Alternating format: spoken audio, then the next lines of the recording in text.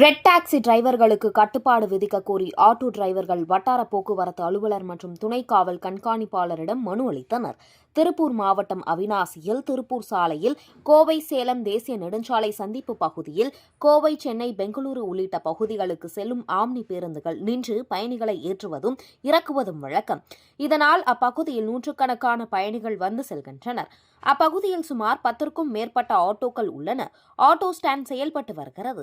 அதே பகுதியில் red taxi டிரைவர்கள் ஆன்லைனில் புக் செய்யாத பயணிகளை அந்த இடத்தில் நின்று ஏற்றி செல்வதாகவும், இதனால் அங்கு செயல்பட்டு வரும் ஆட்டோக்களுக்கு வருவாய் இழப்பு ஏற்படுவதாகவும், வாழ்வாதாரமே பாதிக்கப்படுவதாகவும் கூறி ரெட் டாக்ஸி டிரைவர்களுக்கும் ஆட்டோ டிரைவர்களுக்கும் இடையே பல நாட்களாக மோதல் இருந்து வருகிறது. இந்நிலையில் நேற்று முன்தினம் பயணி ஒருவரை ஏற்ற ரெட் டாக்ஸி டிரைவர் சக்திவேல் என்பவர் தனது டாக்ஸியுடன் வந்து காத்திருந்தார். அப்போது அப்பகுதியைச் சேர்ந்த ஆட்டோ டிரைவர்கள் ஆன்லைன் புக்கிங் இல்லாமல் பயணிகளை நேரடியாக ஏற்றக்கூடாது என கூறி ரெட் டாக்ஸி டிரைவர்களுக்கும் ஆட்டோ டிரைவர்களுக்கும் இடையே வாக்குவாதம் ஏற்பட்டது.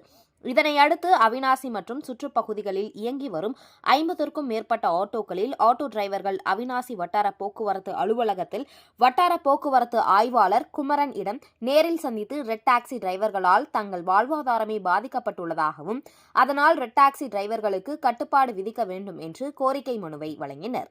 இதுகுறித்து உடனடியாக நடவடிக்கை எடுப்பதாக வட்டார போக்குவரத்து ஆய்வாளர் உறுதியளித்ததன் அடுத்து தொடர்ந்து ஆட்டோ டிரைவர்கள் அவிநாசி காவல் துணை கண்காணிப்பாளர் சிவகுமாரிடம் நேரில் சென்று ரெட் டாக்ஸி டிரைவர்களிடம் இருந்து தங்களுக்கு பாதுகாப்பு வழங்க வேண்டும் என்றும், இந்த பிரச்சினைக்கு விரைவில் தீர்வு காண நடவடிக்கை எடுக்க வேண்டும் என்றும் வலியுறுத்தி மனு அளித்தனர்.